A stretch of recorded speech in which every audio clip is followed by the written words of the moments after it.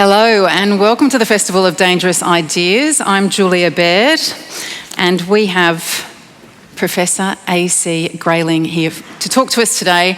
A great treat. And of course, the housekeeping first of all, get your phones. We don't want you to turn them off anymore, just to put them on silent. If you're tweeting, #FODI. We are going to have some questions at the end of the session. And remember that we're filming everything as well. And there's 4 microphones that you can come to, but we will leave that to the end of the session. A.C. Grayling says to read is to fly. And he's right.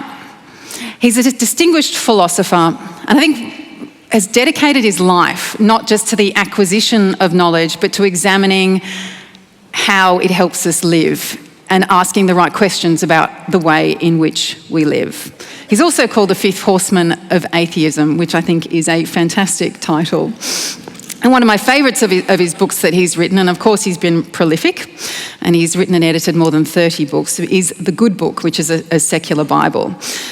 He is the Master of New College of the Humanities and a Fellow of St Anne's College at Oxford. His other books, The Challenge of Things, Liberty in the Age of Terror, The God Argument, to set Prometheus free, and I can highly recommend his new one. I lost some sleep reading that last night, some excellent essays. His dangerous idea is about asking to have a revolution in education and suggesting that the question that I have grappled with a lot, and I'm sure many, many of you have, which is what is education for? And he will suggest that this is entirely the wrong question to be asking, and I would ask you to welcome Professor A.C. Grayling.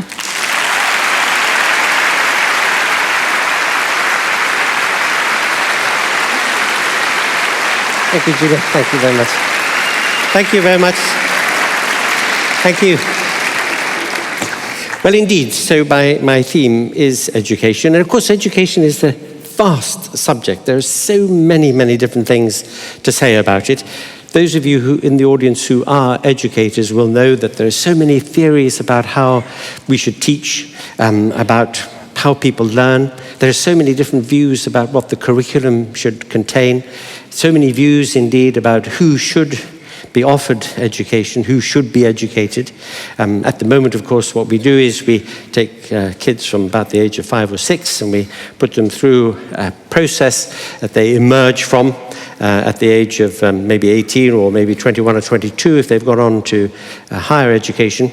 And we hope that when they come out at the other end, they will be what we hope that an education will make people be. And the great question that we have to address is whether the answer that we give to the question what education is for, and I do, by the way, Julia, think that is the right question, what is education for? But the answer that we give to that one is, in my view now, the wrong answer. And that's what I want to try and explain. And I want to say something about what I think the right answer might be. But it has always been the case, right the way through the history of our civilization, and indeed of all civilizations really, that to equip people for a full part in the lives of our societies, we have to provide them with an opportunity to be equipped to understand the nature of the world around them, to be able to manipulate the tools that are so essential in our world, of course, the tools of literacy and numeracy. And there have also been people, philosophers of education, educators themselves, who have thought that the future of the world, its peace, its health, very much depends upon education. And there can't be any question but that they're right. In our contemporary world, what really does matter is that more girls should get an opportunity for education.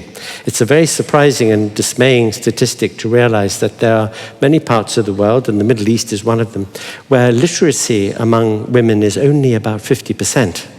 And if you think of what that means, mothers who can't read, bringing up children, who can't therefore participate in the society around them as effectively as they might do. If you think of the impact of illiteracy and innumeracy, you see how serious it is. Many years ago, I was doing some work at the Human Rights Council in Geneva, and the UN had just published a report on the effect of education on women in Africa. And the report said that just a degree of elementary education, the ability to read and write, add and subtract, utterly transformed the lives of many of these women. They had fewer children, the children were healthier, the women could look after their own money, they ceased automatically to be the possession of their fathers, passed on to become the possession of a husband or husbands. And the transformative effect, therefore, of this enormously empowering thing, which is to have those basic skills of literacy and numeracy, was really astonishing. It gave me a desire, really, to be involved in some way in enhancing the education of women in Africa. And so I wanted to help to set up a school for girls. But I was advised by no less a person than Ayaan Hirsi Ali, whose name you may very well know, that it would be wrong to have a school just for girls, that it had to be co-educational, because otherwise the boys and men in that community would be hostile to the girls who were being privileged in that way. But she said to me, the key thing to ensure that girls get an education in Africa, absolutely fundamental thing, is that there must be a loo with a door. It's got to be a lavatory with a door, because if there isn't, then when the girls reach puberty, they can't go to school, or their school is very badly interrupted because they can't look after their personal hygiene. And it's a little thing like that, off to left field, a surprising thing that one wouldn't normally think about when thinking about setting up a school, that would make all the difference. So there are lots and lots and lots of different considerations that one has to adduce to think about education across the great range of questions that education involves. But the importance of education to society and to its future is, as I say, undeniable. After the First World War, three of the most significant philosophers of the 20th century in the Western tradition anyway, Bertrand Russell, Ludwig Wittgenstein, and Karl Popper, all of them got involved in education. They all thought that in order to avoid war in the future, in order to try to heal the wounds that had been created by the First World War, the next generations of people really needed to be given a proper opportunity for an education. Bertrand Russell founded a school, Telegraph House School, which became rather notorious because of his views about things. He, as you know, was an atheist, and he believed in rationalism, wanted to bring children up to be rational thinkers. And the story is told that a bishop visited the school one day, rang the doorbell, and the door was opened by a naked child. And the bishop said, "Good God," and the child said, "There isn't one." It just shows you how successful Bertrand Russell was. Karl Popper was a teacher of science, and the effect of being one was greater on him than it was on his pupils, because he came to understand something about the nature of scientific reasoning and the scientific process, which led, of course, to his contribution to the philosophy of science, a very considerable one. Ludwig Wittgenstein, as you might expect, was a somewhat less successful teacher. He found that his patience wore very thin, very fast with his young charges, and he was hounded out of a mountain village in Austria for having knocked a child unconscious. He gave him such a hard clip across the ear for not understanding something in the Tractatus Logico-Philosophicus that he decided to give up teaching and therefore became a full-time philosopher instead. But the important point of this anecdote is that all three of them really believed, even if in the end they individually and personally weren't all that successful in it, that education matters. That if we really care about the future of the world, then we have to care about education. So across that whole range of questions, how do you teach? How do people learn? What should the curriculum contain? What should a school be like? What should a university be like? What should the educational day be like? Who should be educated? At what ages and why and how? Should we examine or not? All those questions, all of them, matter tremendously. And as a result, of course, there is an extraordinary babel of voices, so many different theories about these things, that those of you who have studied at a teacher's training college or got educational qualifications at university will know that this chaos, really, of views about things is one side of a story which is all too often matched by the chaos that comes out of government policy on what curriculums should be and how people should be taught and how schools should be funded. Here in Australia, I'm conscious of the fact that there was a controversy not too long ago about the teaching of history, of Australian history. And this just shows you that there is a point, a very tendentious, difficult and delicate point about what curricula should contain.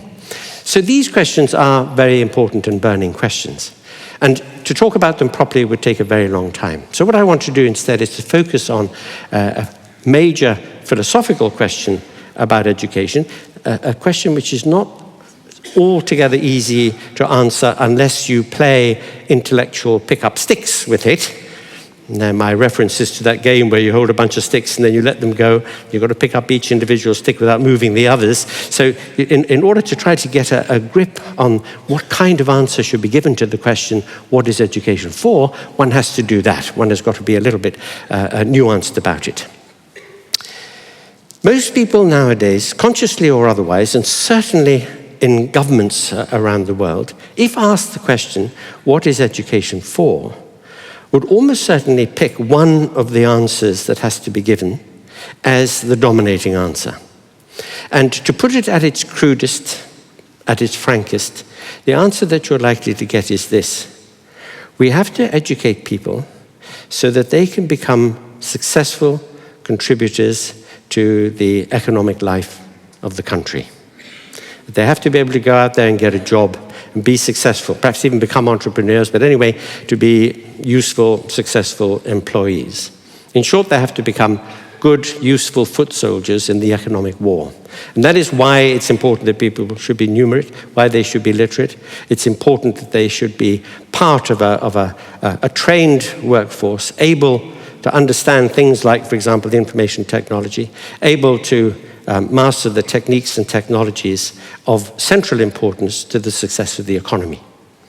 Now, this is something which is part of the overt curriculum of many educational systems, but much more importantly, it's part of what's sometimes called the hidden curriculum, the assumption that lies behind what's happening. You know, when a government thinks about how it's going to invest in education, it thinks of it as an investment and it wants a return on that investment. It wants education to be such that it's productive from the point of view of GDP. It wants that investment to really boost the growth of the economy. And this answer to the question that education is for producing people who are going to be useful to the economy is, to me, not only the least important of the answers that you could give, but is too often understood in a way that makes it the wrong answer to the question. Because the much more important answer, the better answer to the question, what is education for, is and should be that it is for life. It is for people to have successful, achieving, flourishing, worthwhile, personal lives, only part of which, of course, is going to have to relate to what they do in the way of careers or jobs. Of course, it's a wonderful thing if you love your job, if you do a job that you really enjoy, so that, like the Chinese poet who once said, "I leap from my bed and hasten swift as a thirsty cat to my work." Well, if you feel that way every morning when you get up, that's a wonderful thing, to have a really wonderful job that makes you full of satisfaction and a sense of movement towards something really worthwhile. That's great. A lot of jobs aren't quite like that. And therefore, we are reminded, if we are in such jobs anyway, that there is more to life than just work. And it's those other aspects of life, those other aspects of oneself as an individual, and in particular one's relations to other individuals and to the community around one, that should also be educated. That is to say, provided with an opportunity to be enriched and enlarged, so that one's view of the possibilities for life, one's view about other people, and one's view about the world should have very broad horizons, very fresh, clear prospects before it, so that life can be really, really worth living. And that's what an education should be for. And there are all sorts of things to say about that, because although it's a very simple point, it's a very significant point in a way, because a great deal follows from it. And one thing that immediately follows from it is that education is not just about the period between 5 and 21. Education should be for life. We should all feel that we are perpetual students, that we are always learning, always open-mouthed and open-eyed, in order to drink in as much of the world and as much of the debate that there is, the great conversation that humanity has with itself about the world, so that one can be an intelligent auditor of that conversation and a contributor to it.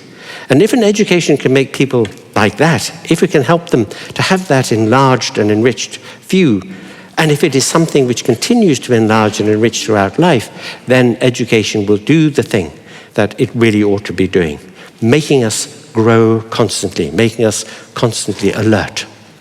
Now, how do you achieve that kind of education? Well, that's something which I very, very firmly believe is achieved not by focusing only on those aspects of what we call education, which actually aren't education, but which are something equally important but different, and that is training. Because if you think about what happens in a school, part of the process is the process of training people in certain skills. I mean, in the skills of numeracy, for example. When I was at school, we learned our multiplication tables by rote. And in fact, that was a wonderful thing. We mastered them in a sing-song fashion very quickly and very early. It freed up a lot of brain capacity, therefore, for doing other things afterwards. Now, if I have to multiply, it just comes naturally. I don't have to get out a calculator or find that I've got too few fingers and toes to be able to do the sum. Orthography, spelling, knowing how to correctly use the terms in our language, that's something else that one can be trained in. Being trained in the formulae and the equations, in chemistry and in mathematics, that's also a matter of being drilled, of being shown how to do something, given a technique. And training is not quite the same thing as education. Think about the etymology of the word education. There's a very interesting false etymology that it has. Now, you were all reading Plato in the bath last night, so you will know that he had this view about the fact that we simply cannot, from the very fragmentary and degenerate examples of things in the world around us, ever come to any general truths about reality. And therefore, we must have known about reality before we were born. And what happens is that we have an immortal soul, and the immortal soul is in direct contact with the eternal and immutable truths of things. And when we are born, we forget it all. And so the process of what we call education is, in fact, just a process of being reminded of a bit of what we knew beforehand. This, as you know, was called the doctrine of anamnesis, which means the doctrine of unforgetting, of remembering little bits of what we had known in a pre-existent state. And so if you look at the word education, you see that it has a Latin etymology, and it comes from a, or ex, meaning out of, ducere, to mean to lead. We get our word duke or dux, leader, from that, to lead out or to bring out.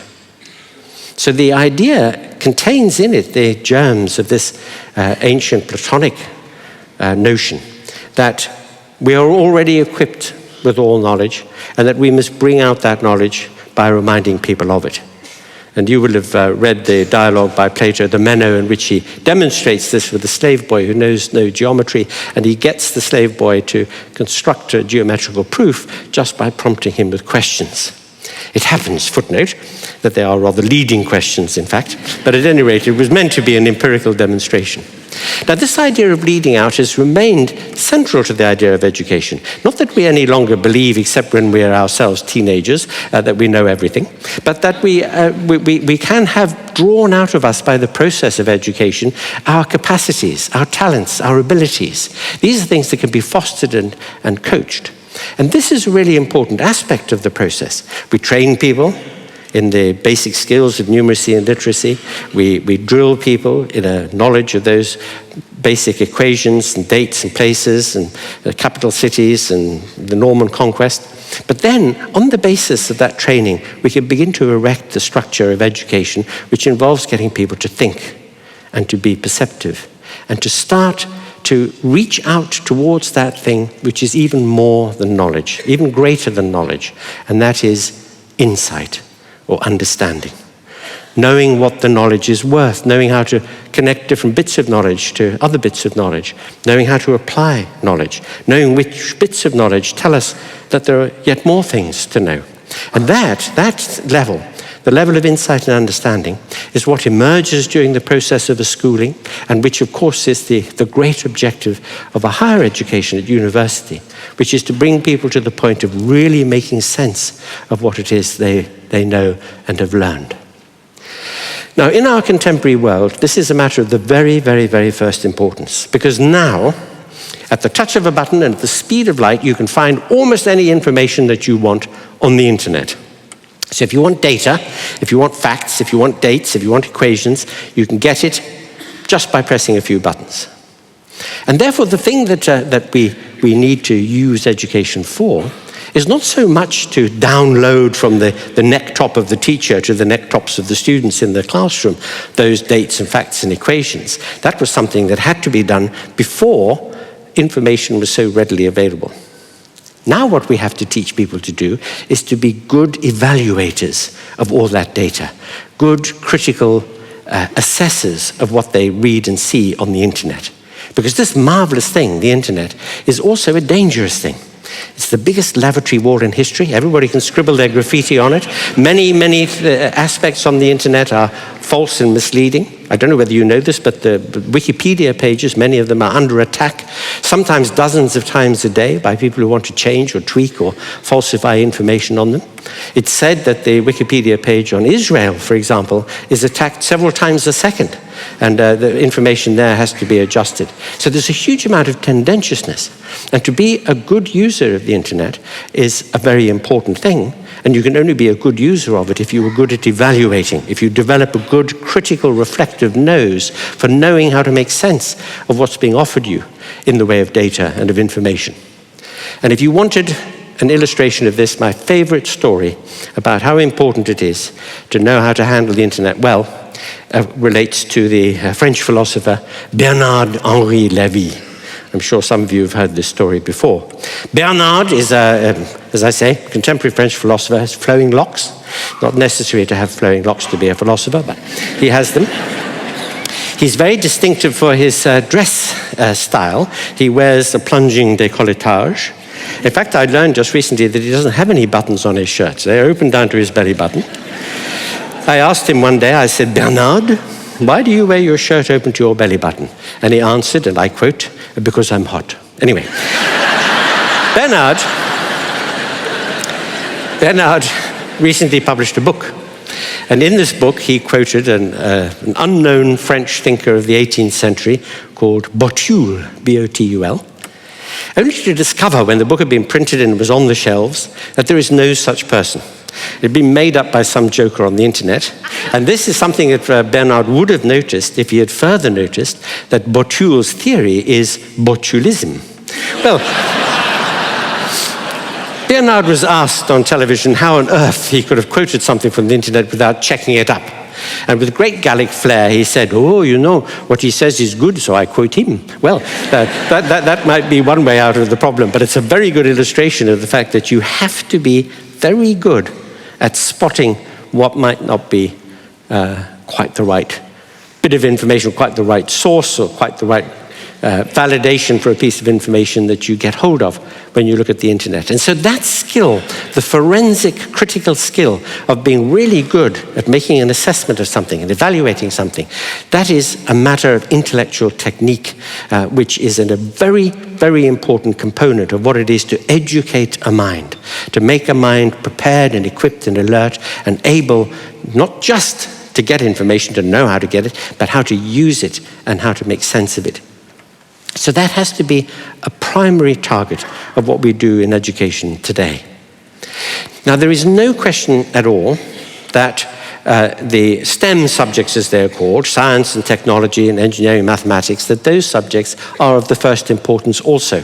It's hugely important that people in our world should have competence with information technology and should be numerate.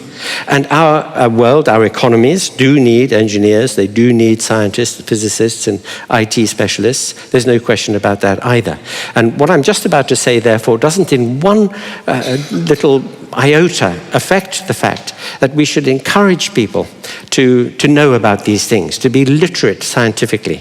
I mean, that doesn't involve having to be a scientist, but to be scientifically literate is to have an intelligent grasp of Those things that are happening in cosmology and in particle physics up at CERN in Geneva, in the biological sciences, which are having such a great impact on medicine, for example, in the neurosciences, which are telling us so much more about ourselves and our brains and how they function. One should have an intelligent ability to grasp these things, understand them, and be able to follow debates about them, and if necessary, when questions of science policy arise, to be informed voters about them. So I'm not in one way impugning the importance of STEM subjects.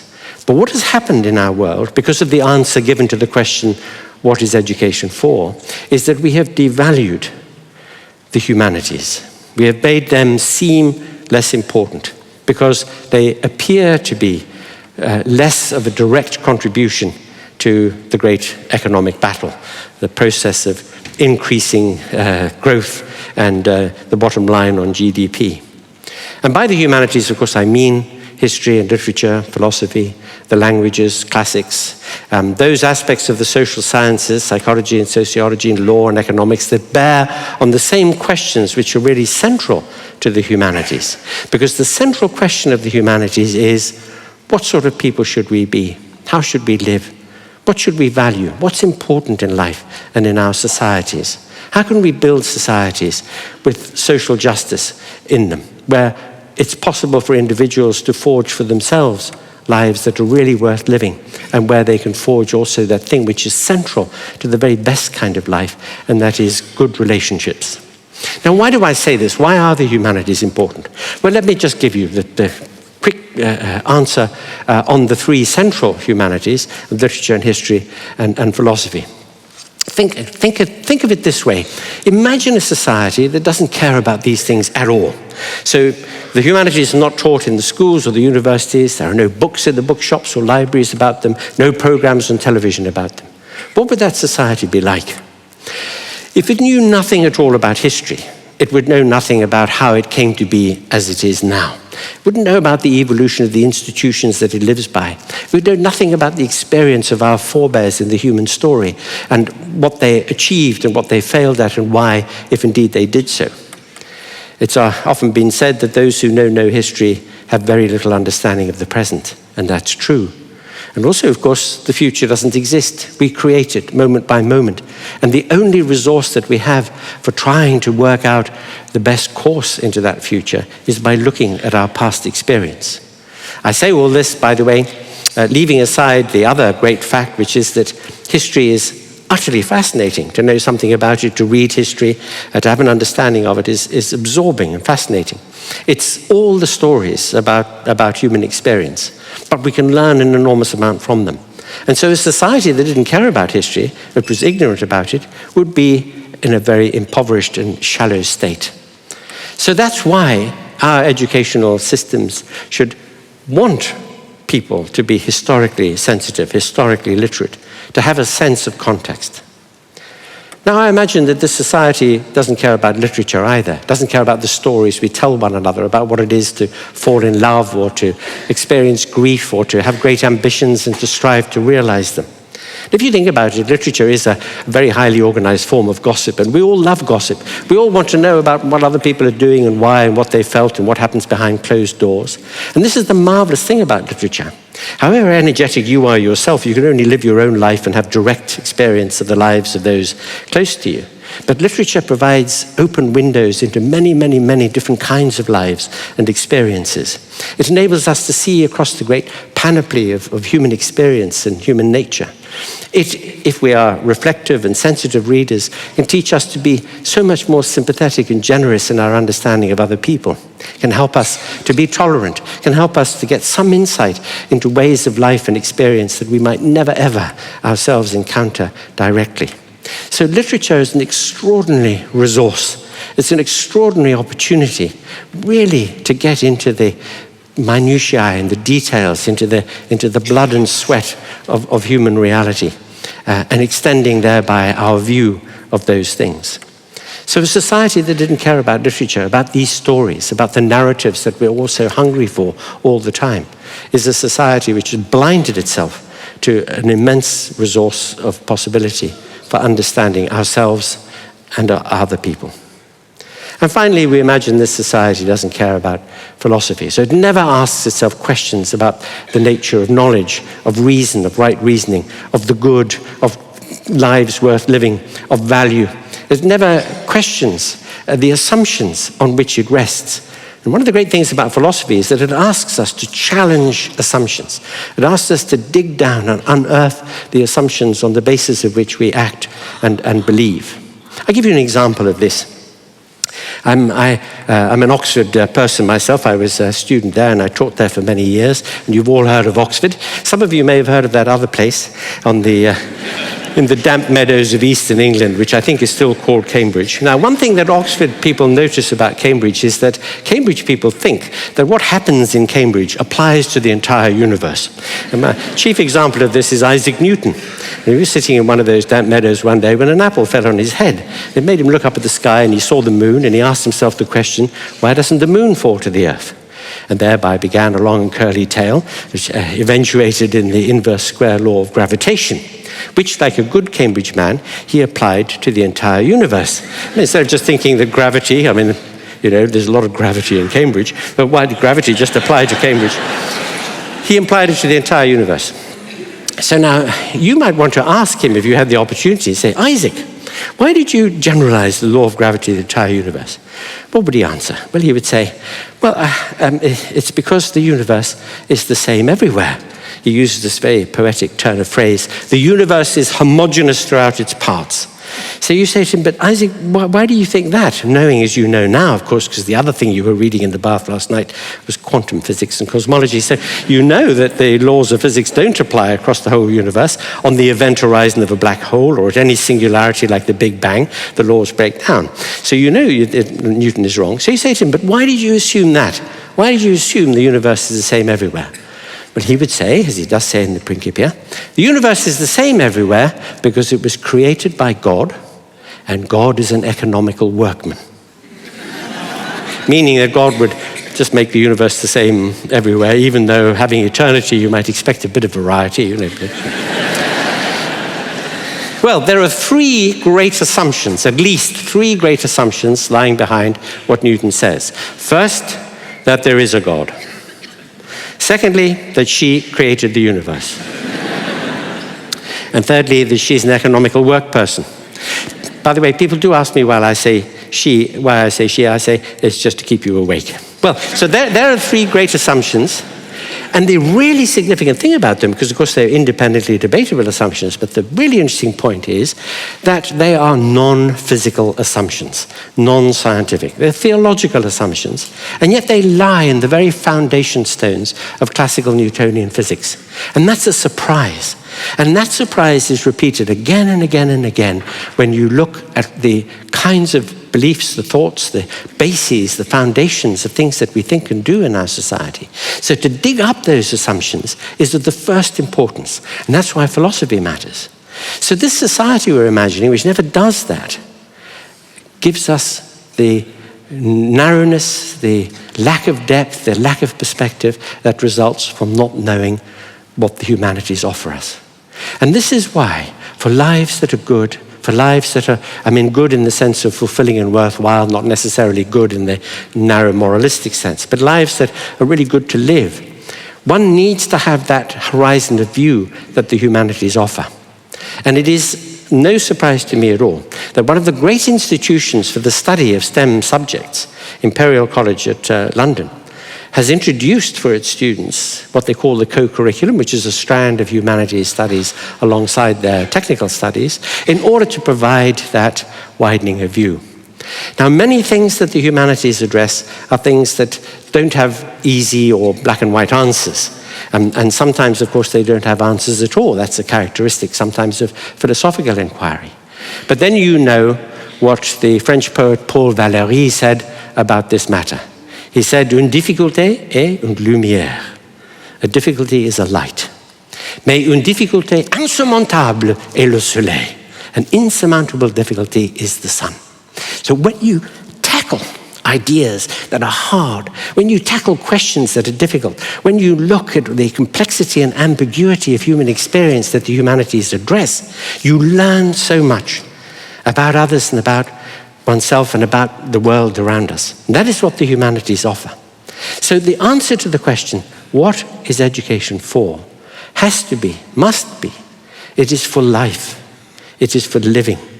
It is to provide us with an opportunity to think and to see, to become critical and reflective, to have that broader vision which enables us to imagine more and to see into other lives, to be more tolerant and embracing, to be more generous in our understanding of things, but also ourselves to live with the kind of imaginative courage that a human life should be premised on. Now, I love to tell this, and I close on this little anecdote now, and I'm sure you're all very familiar with this. But when you read your Herodotus, probably, this being a Sydney audience, in the original Greek, you will remember that he tells the story of Solon, the great lawgiver of Athens, who visited King Croesus of Lydia, the richest man by far, the richest person by far of ancient times, who loved to have his visitors taken to the treasury, there to see the great panoply of wealth that he had. And then he would ask his visitors, who in your opinion is the happiest person in the world? And the visitors would say, well, you, because you're so rich and you're a king. But Solon said, I knew somebody back in the suburbs in Athens there. Croesus was a bit cross. What? You choose a commoner over me? And Solon said, yes, because I don't know whether you're happy. By the way, in those old days, happiness meant something different from today. Happiness in those days meant something really, active, well-doing and well-being, what Aristotle called eudaimonia. Nowadays, of course, if we put enough Prozac in the public water supply, we'll... So we have a different conception of happiness. So that's what Solon meant. So I don't know whether you're happy, but I do know you should think about it. You should educate yourself into a consciousness of how important it is to think about it. And you know why? Because of the brevity of life. That a human life is less than 1,000 months long. 300 of them were asleep. Another 300 months were in the supermarket or waiting for a bus. So you have 300 months to live with all the vividness and passion that a human life should be full of. Now, that sounds rather dispiriting, especially when you start doing a bit of mental arithmetic and thinking, heck, I've used a few of those months up already. But here's the thing. If you are a reflective, attentive consumer of the riches that the humanities offer us, if you've had the opportunity to read literature, to know something of history, to think and discuss and debate philosophically, then you turn those 300 months into 3,000 months, into 300 years. Because time is not time, it's life, it's experience. And the more richly you experience and the more richly you live, the longer you live, the fuller your life is.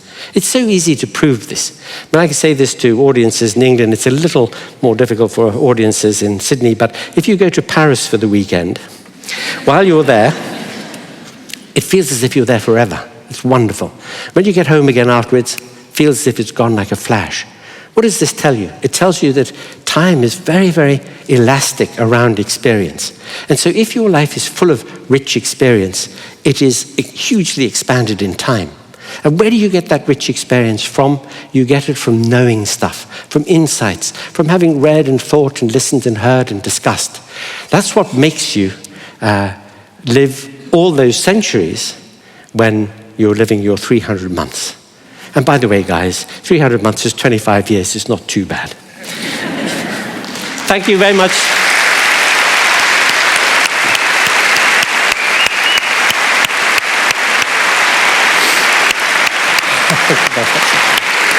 Thank you.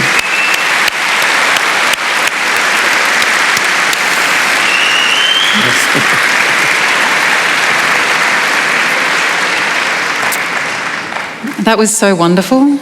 Can you just say again in French so I can just learn how to say it and drop it into conversation myself? The insurmountable difficulty is the sun. An insurmountable difficulty is the sun, yes, because it's so illuminating. It throws so much light on the whole area around that problem. So even if you don't come up with an answer. Can you say it for me again in French? In French. So he said, une difficulté est une lumière. Oh, that's so good. Okay. While we're preparing for questions, we will have the questions. I'll just kick off quickly. So much to think about there. I have been reading your book with the very narrow title, The Challenge of Things. And in it you talk about teaching and you say, in short, a good teacher inspires. What is it that's the most important characteristics, do you think, of a good teacher?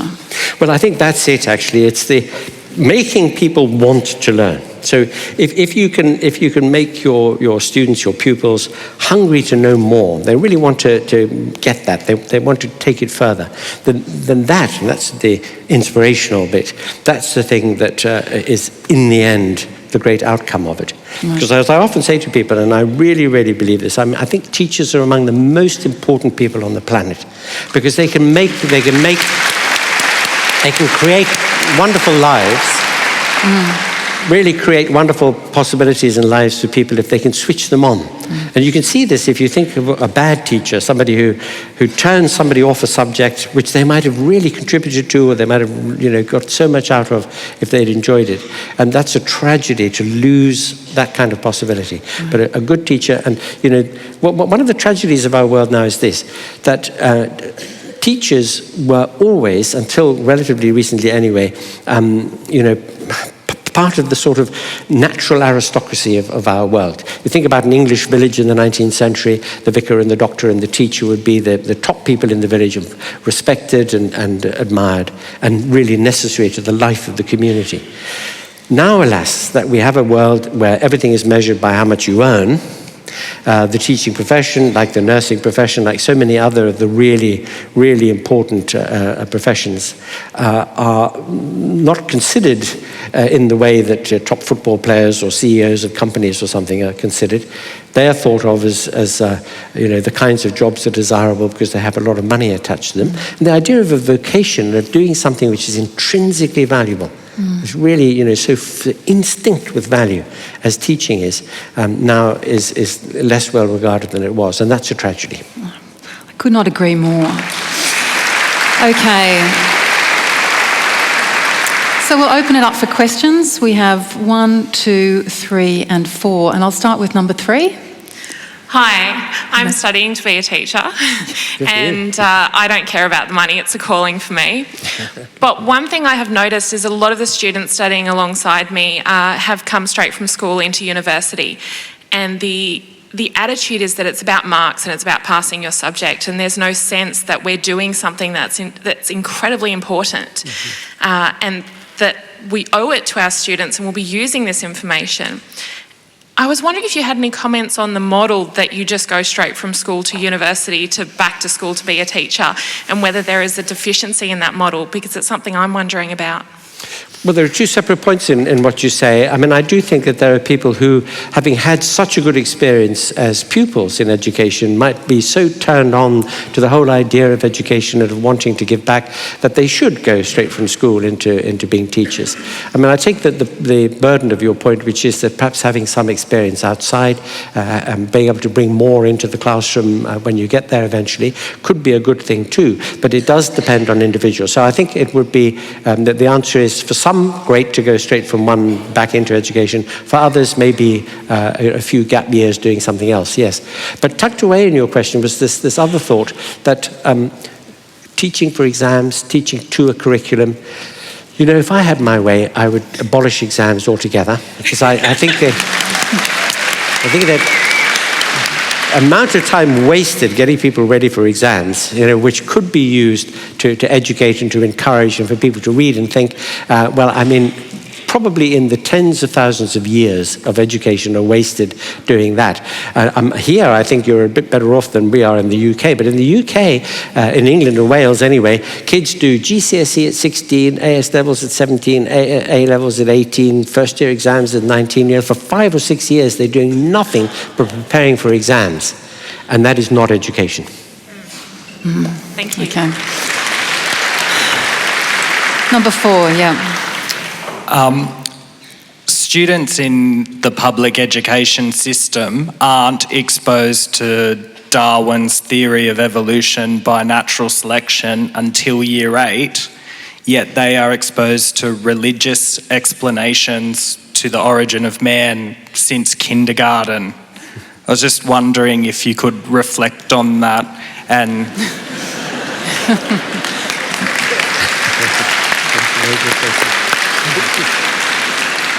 Well, how much time do we have? I mean, if we had concentrated on the title of my talk, bad education, one of the things I would have to say is that religious education, and especially the asymmetry in the case that you've just eloquently described, this is a very, very important point. Now, I've said in other contexts that we should stop religious education. Of course, it's important that at school and university people should know about the religious traditions in our world. They have, after all, been a little bit too influential in history, so we need to know about them. But they should be put into the context of the history of ideas in general. So to start from what we understand of the very earliest views of our universe, the development of the mythologies, all the different, many, many different religious traditions there are, the philosophical traditions, then the rise of science and our better understanding of the world, and this would put it into context. But I agree with you. I mean, there is a very, very significant skewing of the point that if you're taught at the age of 5 about Adam and Eve, and you only get to Charles in year 8, that is a bad thing.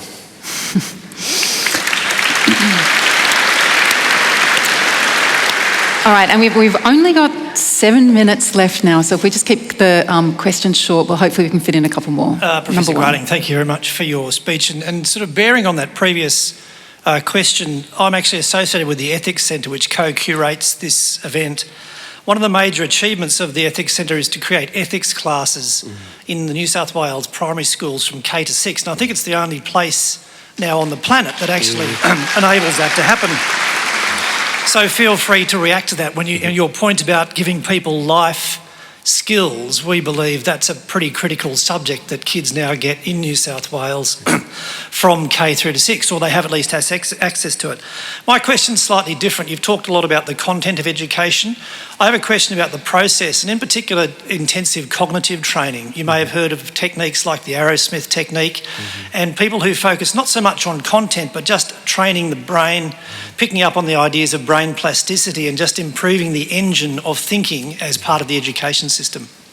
Yes, thank you. By the way, I'm a tremendous admirer of the Ethical Centre and what it does in New South Wales. I think that's completely wonderful. And by the way, there's an important point associated with that, which is that very often people conflate or confuse the idea of ethics and morality. Now, of course, moral outlooks, moral views can be a part of ethics. Although you notice that the great ethical debate in our civilization is one about the nature of the good and of what really does matter, and it's an attempt to answer the Socratic question of what sort of people we should be, whereas the moral pendulum goes backwards and forwards, and some periods of history are more puritanical and some are more libertine. In fact, you look across the landscape for the last 400 years and you see how far the pendulum swings in both directions. You can see from the hairstyle that I was around in the 60s when the pendulum was in about the right place. Now it's heading towards a much more puritanical view of things, which worries me. So it's not about morals, but it is about reflection on life and how to live it and what sort of person to be and how we should relate to others. And I hugely admire what's happening here in New South Wales that you guys are doing. So I'm all for that. On the business about cognitive training, well, in fact, in what I was saying in my talk there about critical thinking and the ability to reflect, having a good nose for noticing something, being very observant and attentive, being alert. I mean, that's one thing. There's one way of putting this, and I think about this, about my students at my college. My great ambition for them is to have turned all the lights on for them. I sometimes put it by saying, what I really want to do is to pimp their ride, So when they come out at the other end, they're so switched on that they notice things, and they're very, very good at scrutinizing them and challenging them with good questions. And that ability to be critically reflective in our world today is more important than it ever has been. Okay. All right, and the last one, number 2, thanks. Thank you, Professor Grayling, for your presentation. You touched a little bit on classical languages and the classics. I was wondering if you could reflect a little bit on their place in the curriculum. I think they're included as a little bit underemphasised, as you said, as a part of the humanities, and if you could reflect on perhaps where they should be re-emphasised in the curriculums. Well, do you know, up until relatively recently, let's say 75 or 80 years ago, people who were educated largely in the classics at the ancient universities in England, at Oxford and Cambridge, were sent out to run an empire, Burma and India and what have you. And you might think to yourself, well, how the heck did that work? I mean, how can, a bit of Latin and Greek help you to do that? Well, when you look into a classics curriculum, see what you're reading. You're reading history, you're reading philosophy, you're reading literature, you're reading about great generals, about statesmen, about the history of the Roman Empire. A study in the classics is an almost complete study of almost everything that you need to know to go out there and run an empire. And it is so rich and full, and so much insight, and so much of what we are today stems from that. I mean, occasionally people talk about Western civilization being a Christian civilization. Well, actually, when Christianity became the dominant outlook of Europe in about the 4th century, that was nearly 1,000 years after Socrates. And for most of what matters to us in our intellectual life and our institutions and our thinking has come to us from classical and Hellenic and Roman antiquity. And a real knowledge of those things would so deepen our view of ourselves today that, in my humble opinion, the teaching of Latin and ancient Greek should be compulsory to the age of 55.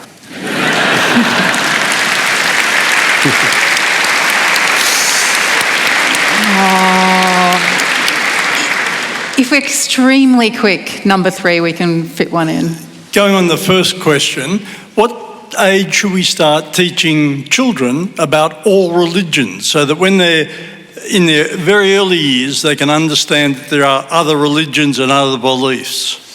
Yes, I'm very much with you on that one. And as I said a moment ago about teaching the history of ideas in general, of which religions would be one strand and would be put into the context of the overall history of ideas. And that should be something that comes a bit later when the students are better equipped with a more general knowledge of history and geography, and also able to appreciate some of the varieties and nuances there are in competing ways of thinking about the world. So it really is something for the more mature mind, but it's of the first importance that these different traditions of thought should be in the context of other traditions of thought. What we tend to do in our schools is we fill it out one strand in the history of ideas, that's the history of religion or religious studies, and we thereby privilege them and make them seem to our students to be more important than the others, and they most certainly aren't.